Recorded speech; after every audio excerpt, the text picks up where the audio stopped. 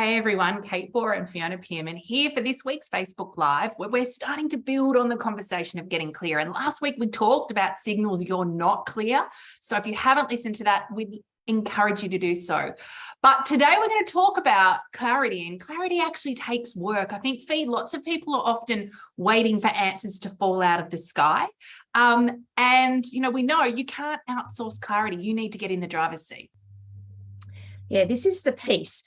If you're not choosing, you're actually choosing. You're choosing either to stay still or you're choosing the status quo. And that can often mean you're actually going backwards, which is really frustrating. And it means we're not achieving the outcomes that we would love to have in our lives.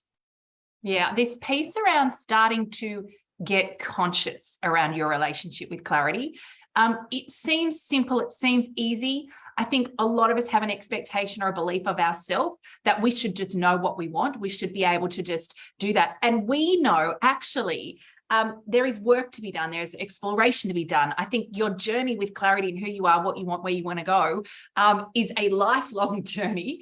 And so the first thing is understanding that relationship with clarity. But I think this opportunity to dig into how am I showing up in relation to being clear about who I am, what I want, and where I want to go. And I think there's lots of behaviors that we sometimes by default slip into around perhaps relying on other people to get clear on our behalf. And I think a great example of that is, career and promotion opportunities.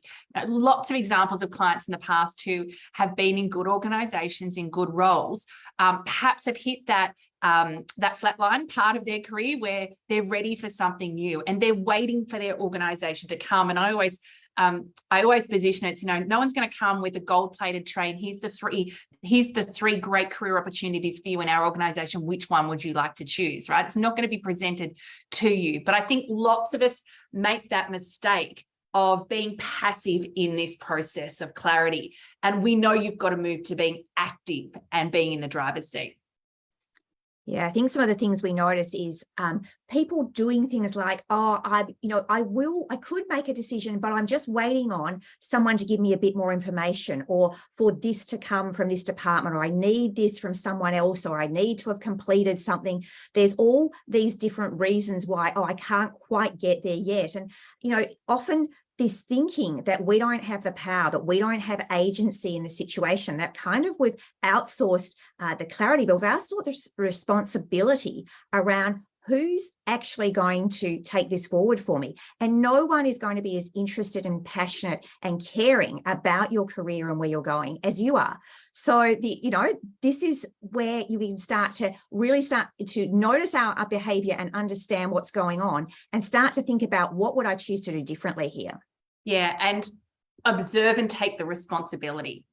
We've had clients who have sat in organizations for years treading water because they weren't clear about what they wanted. On some level, they were waiting for their organization, to come and help them make a decision. But all of this was unconscious. There was no explicit, live, real conversations going on. The minute she got into dialogue with her organization and said, okay, would this pathway be possible to me? What feedback do you have? All of a sudden, she could move into action. And her reflection was, oh my goodness, it was so easy. Yes, because she moved into action to get clear and she took responsibility for clarity. And what flowed very quickly off the back of that was then, a interview process, progression process, and of course, a successful career promotion. But what it took was her ability and interest and ownership and responsibility to make a decision, to get information, and of course, everything flowed beautifully from there. Yeah, I think the opportunity here is to get curious and notice. If you can hear anything here that's resonant, if you're noticing, that's me, I'm waiting for someone else to do it, or I'm waiting for this, then start to ask yourself some good questions.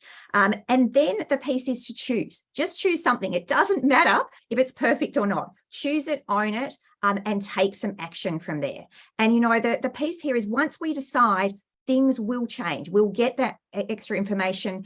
It may not be perfect, and we will be starting to move in the slipstream of getting the intel and having experiences that lead to the outcomes we're looking for. Yeah, all action moves us forward, right? We either get information around what we should do more of or should do less of. All of that is progress. All of that will help us get clear. Standing still will take you backwards.